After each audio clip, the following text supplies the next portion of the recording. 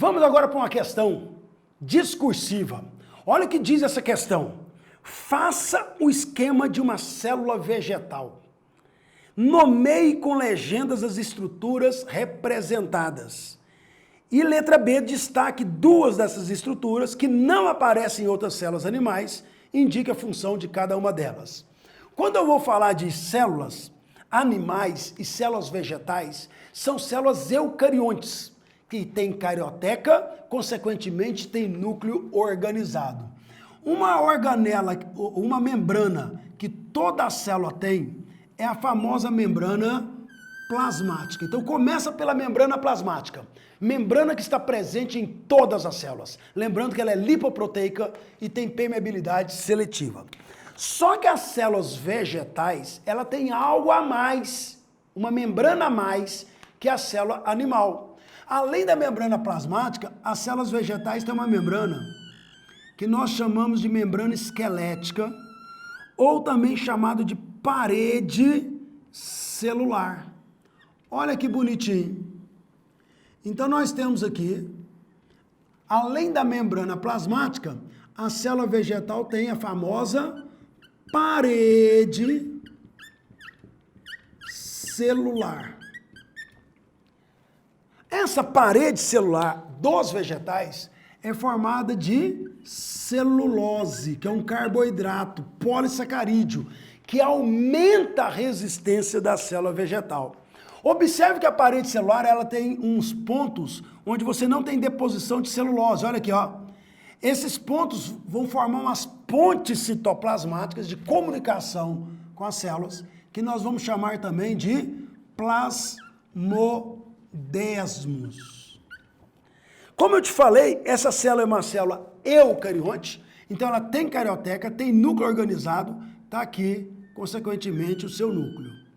Então aqui a gente tem a carioteca, aqui dentro tem o nucleoplasma, aqui o material genético que é a cromatina, que depois vai ser chamada de cromossomo, e o nucleolo, que é rico em RNA ribossômico. Toda vez que eu falar numa uma célula eucarionte, ela tem carioteca, mas ela tem também organelas membranosas. Então a gente vai observar aqui ó, a presença de retículo endoplasmático.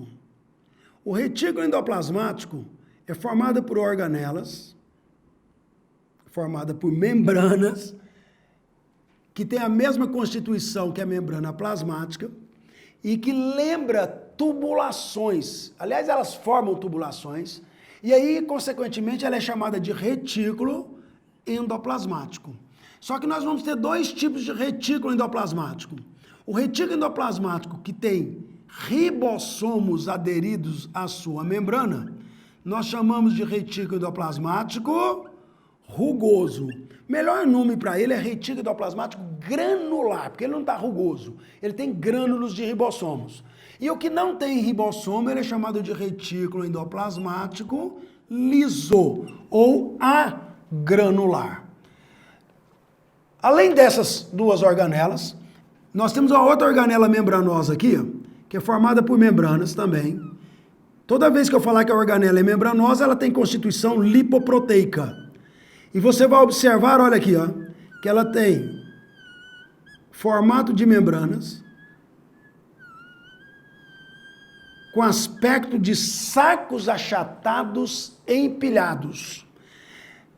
E dessa organela partem algumas vesículas também.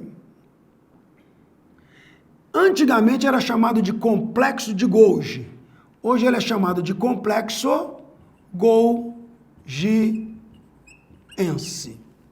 Esses ribossomos que estão aqui no retículo endoplasmático rugoso também podem estar espalhados no citosol da célula. Então aqui são os ribossomos, lembrando que eles são responsáveis pela síntese de proteínas. Planta respira? Sim. Então se a planta respira, ela tem que ter mitocôndrias. A mitocôndria é uma organela também membranosa, também lipoproteica, que vai fazer aquele processo de respiração celular. Então aqui tem uma mitocôndria. Observe que a mitocôndria, Ela tem duas membranas, sendo uma membrana externa lisa e uma membrana interna que vão formar as chamadas cristas mitocondriais. Aqui é mitocondrial. Beleza. Outra organela que a célula vegetal tem é uma estrutura saculiforme, bem grandona, que aqui eu vou ter que colocar ela pequena, que senão não cabe todas as nossas organelas aqui, chamada de vacúolo. Esse aqui é aquele vacúolo que regula a concentração osmótica. Quando a célula é jovem, você tem vários vacúolos pequenos. Quando ela se torna adulta, você passa a ter um vacúolo único e central, que regula a concentração osmótica. Quando a célula vegetal ganha água, quem ganha água é o vacúolo. Quando ela perde água, quem perde água é o vacúolo. Nós temos aqui ainda uma organela circular ou ovoide, gigante, dá para ver com o uso do microscópio óptico. Você tem uma membrana externa lisa e uma membrana interna que formam dobras. Aqui na mitocôndria também. Essa organela, ela vai ter outras dobrinhas, que nós vamos chamar de tilacoides. E ela é responsável, então, pela fotossíntese. Essa organela aqui é o famoso cloroplasto.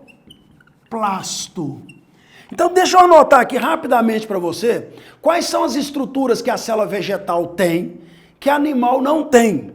Olha só, a célula vegetal tem a mais a parede celular formada de celulose, consequentemente com os plasmodesmos, o cloroplasto, ou simplesmente plasto, tá? Porque cloroplasto é um tipo de plasto.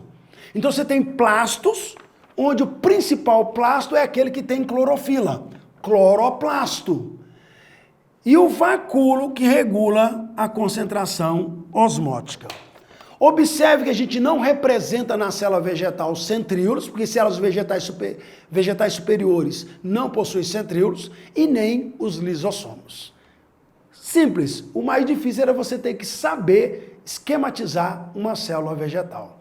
Um abraço, um beijo e um queijo.